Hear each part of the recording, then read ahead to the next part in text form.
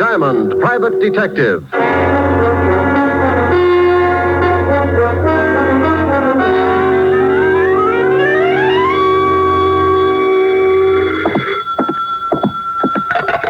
Diamond Detective Agency, a corpse to fit every pocketbook. Rick? Oh, hello, Helen, baby.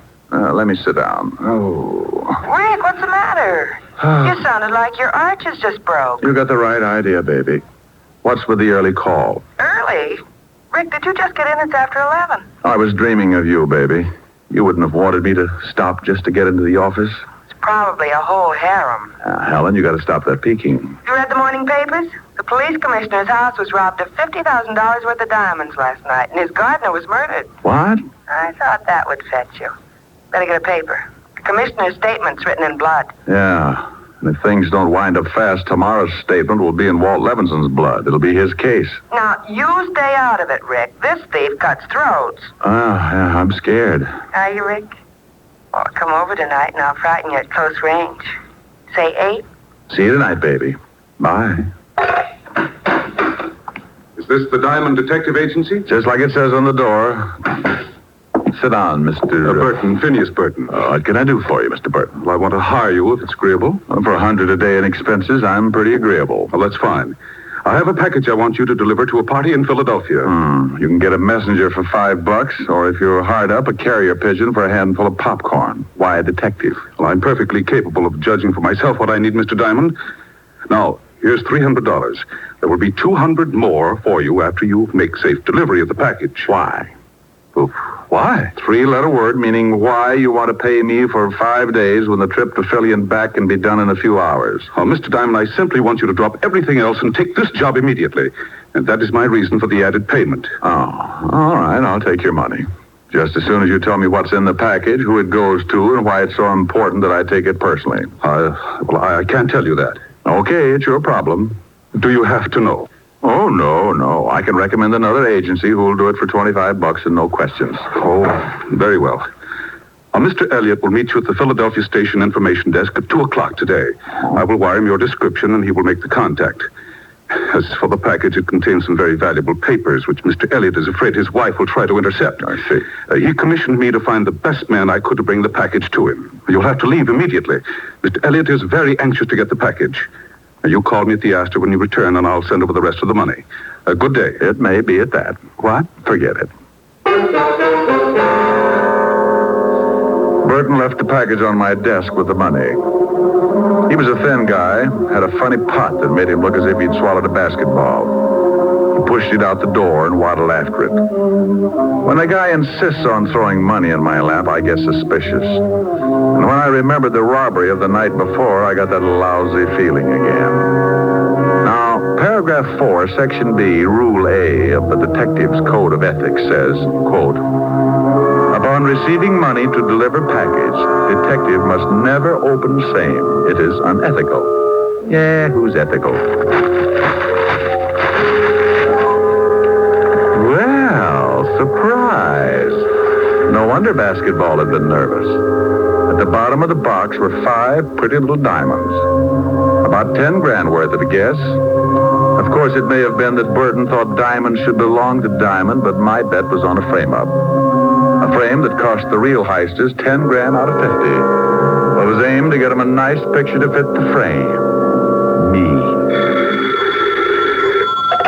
Yeah? Is this Mr. Diamond? Oh, hello, Burton. Something on your mind? Oh, I happened to be in the store across the street, and I noticed you hadn't left yet. You will leave right away, won't you? Just as soon as I arrange things, Phineas. Well, remember, it takes an hour and a half to get to Philadelphia. I don't want you to be late. I'll bet you don't. It was just to make sure. You understand. Oh, yes. I understand. You can dribble your basketball home now. I beg your pardon? Skip it. Bye. Burton's call ended nearly all doubts. I was being framed all right, and the trap required my leaving for Penn Station right away. I dropped the diamonds into what was left of a quart of milk I had for lunch the day before, put the bottle on the floor by the wastebasket. Then I took the package, rewrapped it, and went out to hail a cab. I made one stop at a toy shop, then headed for Penn Station. As I entered, I saw a pair of familiar figures. Rick. Okay, what that's the gag. I got the tip, but even you wouldn't joke about this case. Now, Walt, I might joke about mass murder, but never about the commissioner being robbed. Rick, I know the tip was phony, but the commissioner was there when it came in. I had to act on it. Tip? It was a tip that you were taking the commissioner's diamonds out of town. Oh, now, Walt. And don't now Walt me. I said I knew the tip was phony, but with the commissioner taking scouts all down the line, I didn't want to... No. Don't apologize, Walt. I know. Come on, Sergeant. Show me a good frisk, and I'll recommend you to all my criminal friends. He's clean, Lieutenant. Now, Rick, let's see that package, and then you can go. This? Oh, no, I can't. It's secret. Don't play games, Rick, please. Oh, all right, but it's going to spoil my surprise. Well, okay. Give me your word it's got nothing to do with this case, and I won't bother to open it. No, I'm hurt. I absolutely insist that you open the package right now. But, Rick, you know I trust you. Lieutenant Levinson, do your duty. My purity must not be suspicioned. Oh, anything to get this over with. You were, What? It's only a pair of dolls. You'll be expecting maybe my gallstones? Oh, dolls. The shamus plays with dolls. Read the tag, Otis. Tag? To my beloved Otis from his Ricky. Oh. Rick. Now, don't be a grouch, Walt. The other one's for you. For me? Oh, no. I'm sorry, Walt. I couldn't resist it. Anyhow, you spoiled my surprise to Otis. It was our anniversary. What? Our anniversary? We ain't even related. Oh, you don't remember. Oh, Otis. Lieutenant, can I go back to traffic? I can't stand much more. Oh, shut up, Otis. Rick, if we weren't such good friends, I'd... Walt, hey, now you're upset. Upset? Why should I be upset? Just because two hoods lift 50 grand in ice from the commissioner? Or because it's dumped in my lap with the murder of the gardener? Or that I'm given 24 hours to break the case and then get a tip that leads me to a friend who decides to play games and wreck my Sergeant beyond repair? Now, why should I be upset?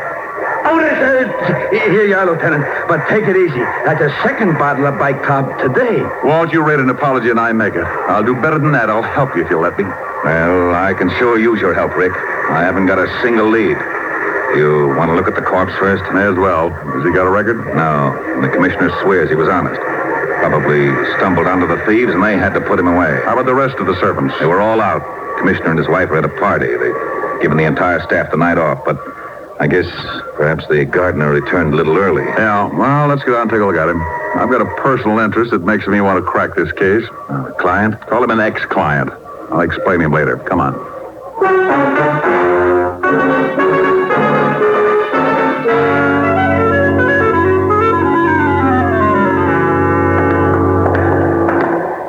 Here he is, Rick. Nasty cut. How was it made? Well, it could have been a sharp knife, but it's a safer bet that it was a razor. Remind me not to go to his barber. What safecracker's got enough nerve to pull his job, Walt? Well, I got 3 guys that could fit the job, but not one of them has ever been known to carry a weapon of any sort, much less a razor. Correction. One did. That gardener's playing a lousy joke on us. I suppose this could have been the first time one of them carried a razor. I don't buy that, neither do you. Give me the names. I want to talk to them. Maybe I can get a lead of some sort. Sure.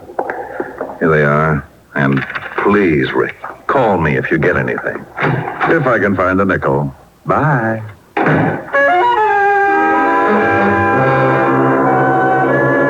As far as I could see, I had 3 things to match up. 1, the careless barber. 2, the safecracker with nerve enough to rob the police commissioner.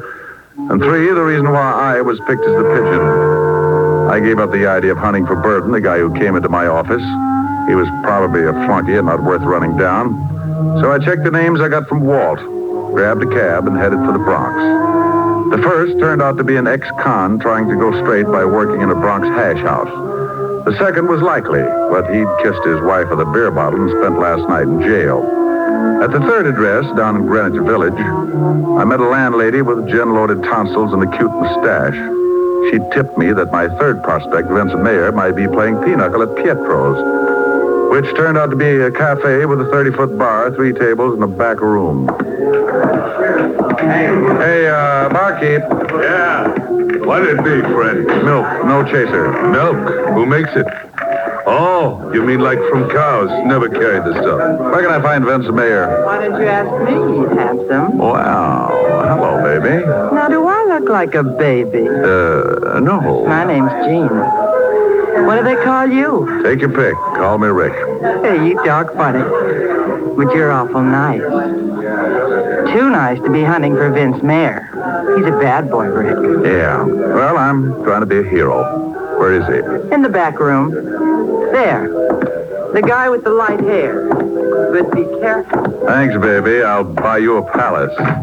You figure me for a 80 mil, Joe, 20 clubs, 20 spades, and 40 pinochle. What? No diamonds? Hey.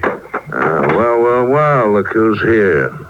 What do you want, Shamus? Vince the Iceman, isn't it? Well, now, let's see. Sing Sing, class of 38.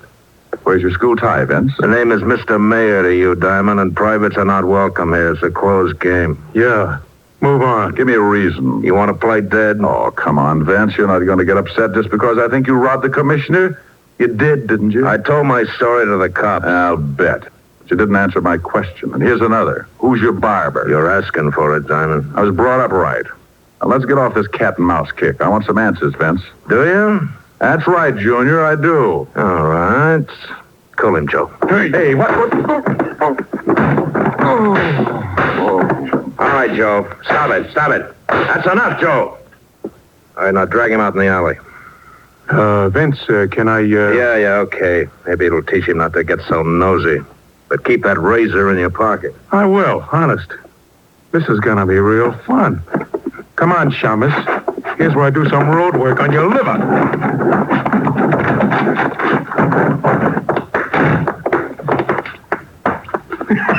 Here, Mr. Diamond.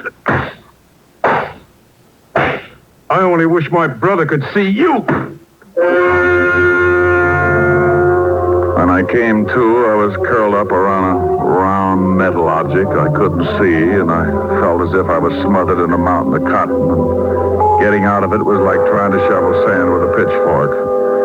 I finally managed to move and wished I hadn't, for a company of Bengal lancers began target practice on my side. So I quit trying and lay still for a long moment. Then a voice came fizzing through the cotton at me. Hey, mister, are you alive? Now, if I'm not, you're an angel, and this is a heart. Well, I'm sure no angel. And that's the garbage can. So I guess you're not dead. Matter for debate, Jeannie. Oh, help me up, will you? Sure. Here. Can you stand? Practically anything after this. Ooh. Hey, hurt pretty bad. Come on, lean on me. My place isn't far. I'll take you there so you can lie down. Best offer I've had today. Lead on, Angel.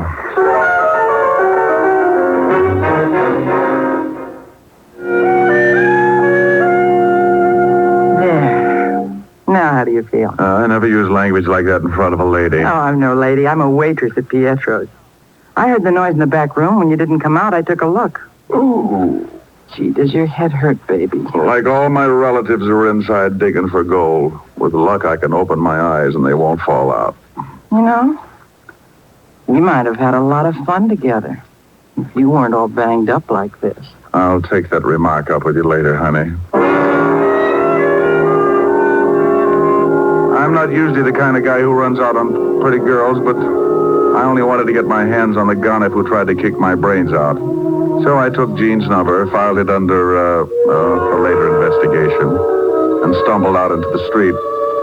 My head was clearing, but it was as slow about it as a dummy doing a striptease. Maybe that's why I didn't notice when I came out of the house that I had two guys for company.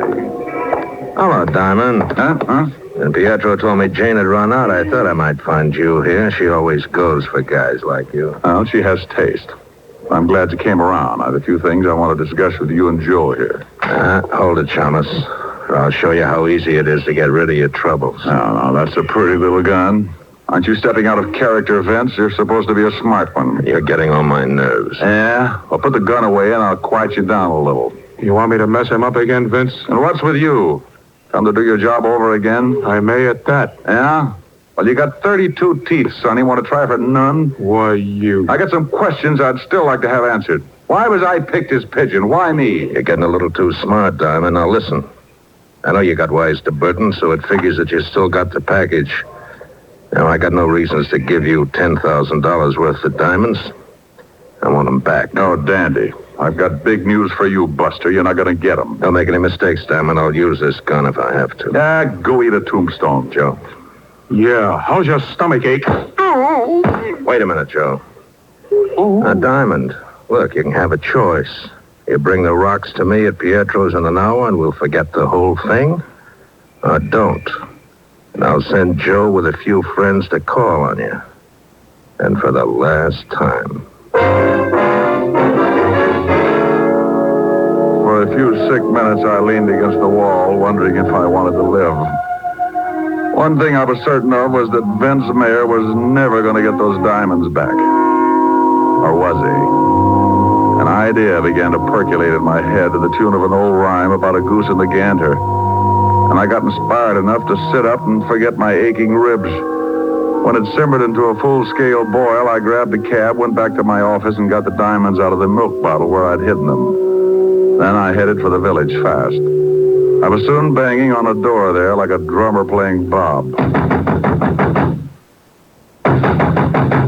Hi, all you money. Hold your horses. Well, if it ain't my cripple. I got the bruises to prove it. Come on in. Are you really recovered? What? Oh, no, not that much, Angel. Then? I need some answers. What do you know about Vince and Joe? Not too much. Enough to dislike him plenty. That Vince got me canned for leaving Pietro's to take care of you. That's why I'm back home. I know he's a smoothie, and I think he's a big-time jewel thief. That much I know. How about Joe, the dog-faced boy? Him, he's just a punk. I think his real name is Fanchi or Franchetti or some such thing. Franchetti? Yeah. I don't know why, but they call him Joe the Barber. Oh, Joe the Barber. Yeah. Isn't that silly? Oh, if he cuts hair, it isn't. But I'll lay 8 to 1. This guy works on throats. Thanks, Angel. You've tied up my 3 points. What are you talking about? Your friend Vince Mayer lifted 50 grand in ice from the police commissioner last night, and his accomplice, Joe, gave the gardener a shave. You mean murder? On the button. The gardener's throat was sliced from life to death. And now, baby, look. How would you like to earn $100? Sure. Is it legal? Well, no. I'll take it. Now, where is he? Will you tell me where's Rick? I know where I'd like him to be. I'm worried, Otis. Seriously. Rick is in this thing up to his ears. You mean he was in on that job? Don't be stupid, Otis. Of course not. Rick's no crook. But he's mixed up in this case some way, and I'm worried. He should have called me by now. Gee. Hope he hasn't tangled with that razor guy. You knucklehead. For 2 cents, I'd... Well, maybe that's him. Lieutenant Levinson, homicide. Well, Rick, Rick, Where the devil you been? taking care of some arrangements. Arrangements? Never mind, just listen. I was picked as a pigeon, and some of those diamonds were planted on me this morning. What? I've traced your hoods. They're Vince Mayer and Joe the Barber Franchetti. Now, you come to Pietro's in half an hour, and you'll catch him with part of the diamonds on him. Rick, what is this? Well, Vince had it figured as a double-barrel gag, Walt. First on the cops by raiding the commissioner's house. Second by dumping a few of the rocks in my lap and tipping the police so I'd take the rap. But why you, Rick? Well, Joe's name, Franchetti. You remember I sent his brother Tony to Sing Sing a few years back. Oh, I knew he had a brother, but until now, Joe stayed out of Manhattan. I get it. Okay, what's the play? I'm going to take the package back to Vince. Give it to him in Pietro's. A girlfriend will be raising so much fuss, no one will notice me. Then as Vince and Joe leave, you nail him with the diamonds. And no alibi for having him. Right. You said half an hour? In front of Pietro's.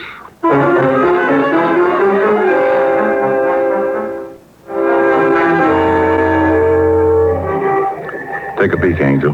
Through the window. There's my party at the back table. Now, you know what to do. Yeah. I keep yelling till you get back to me. Right? As rain. I'll make it a good one. I got good lungs. Let's go in.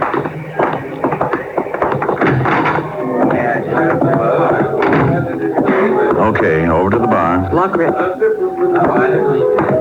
There he is now, Joe. I told you he'd show up. Hello, Diamond. You got something for me? That's right, Vince. Okay, let's have it.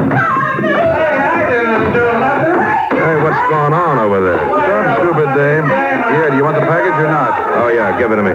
Come on, Joe. Let's scram out of here before that dame brings the cops. Yeah.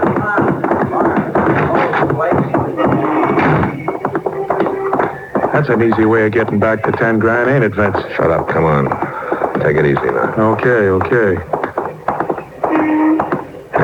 We're okay now. Let's split up. Hold it, Vince. Let's have a look at the package. The cops. Levinson, what are you doing? The package, Vince. Hey, what are we going to do? Shut up. You, got a warrant, of course. Of course. Otis, take the package. Yellowton. You can't arrest me. I don't even know what's in that package. It was given to me by a friend. Now, don't use the term so loosely, Vince. Why, Walt, what are you doing here? Hello, Rick. I've captured a criminal. No. Yes, and he was carrying a package of his loot. Why, I bet it's part of that diamond robbery. What is all this? Diamond, you just planted that package on me. Me? Why, stranger, you're telling a fib. You just know that's downright immoral to somebody. This is ridiculous. Lieutenant, he gave me those diamonds and Pietro's not 5 minutes ago. I didn't lift them from the commissioner. Didn't you, Vince? Why, then I must have made a mistake. You can prove your story, of course. Sure I can. Bartender saw Diamond slip me the package. Oh, now, Vince, you think that bartender was going to be watching you when a lovely girl is practically tearing up the joint? Boss, Dame Yellen. She was a plant. Yeah, but this is a frame-up. Diamond, you can't get away with this. Please, don't talk to me. I never associate with common criminals. A frame. You dirty double-crossing copper. Look out, Rick. He's got a razor. Oh, my arm. Now, don't cry, Joe. This is for you. Wow. What a punch you got, Shamus. Well, that does it. Come on, Vince. Otis, load that killer into the car and pick up that razor. Yellowton. Want a lift, Rick? No thanks, Walt. I'm going to go home freshen up. You look like you could use it. I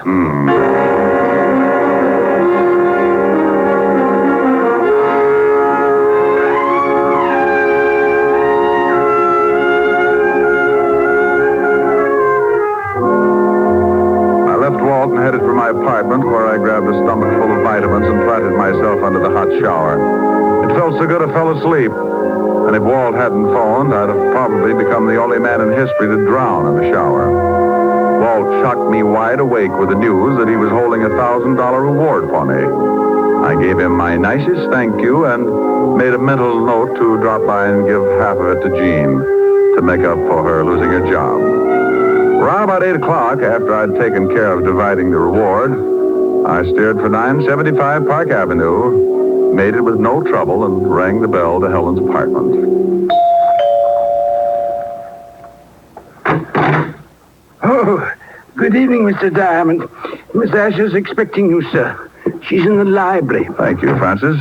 How's your health? Oh, my health, sir, is very good, thank you. Well, now, this may come as a shock.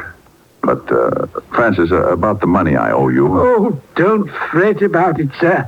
We'll tell. I'm going to pay you what I owe you. You're going to? Oh, dear. Oh, there, Francis. Rick Dunn, is that you? It ain't Tom Swift, baby. Come on in the library. Well, okay. But it'll do you no good, my dove. I'm a cripple, a battle-torn veteran. Oh, Ricky, come here. Here I am. Oh, now I'm contented. You in my arms, my bills paid off, and my bills... Oh, for Pete's sake, I forgot Francis. Francis? What are you talking about? Come with me, I'll show you. Now, there he is. Francis, you all right? Oh, yes, sir. I think so, sir. Rick, will you tell me what's going on in my own home? Well, honey, I paid Francis off, and the shock of having to give back my gun and badge undid him. Oh, well, are you feeling better, Francis? Not very much, Miss Asher. It's that badge and license. Will you miss him that much, Francis? Well, sir, to be very honest, there's a waitress in a tea shop down the street with whom I've been, if you'll pardon the expression, having a fling. Francis, you? Oh, that's not the worst, Miss Asher.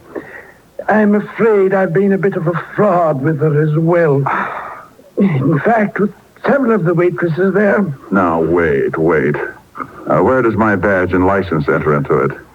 Did you hock them for crumpets? Oh, much worse, Mr. Diamond. You see, to all the waitresses of Miss Tuppingham's tea shop, I am Richard Diamond, private detective. Oh, no.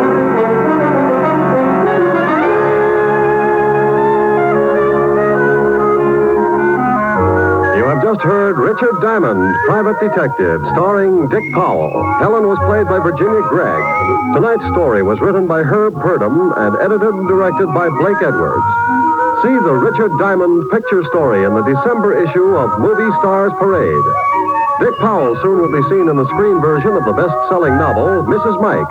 Now, this is Eddie King inviting you to be with us when we will again bring you Dick Powell as Richard Diamond, Private Detective.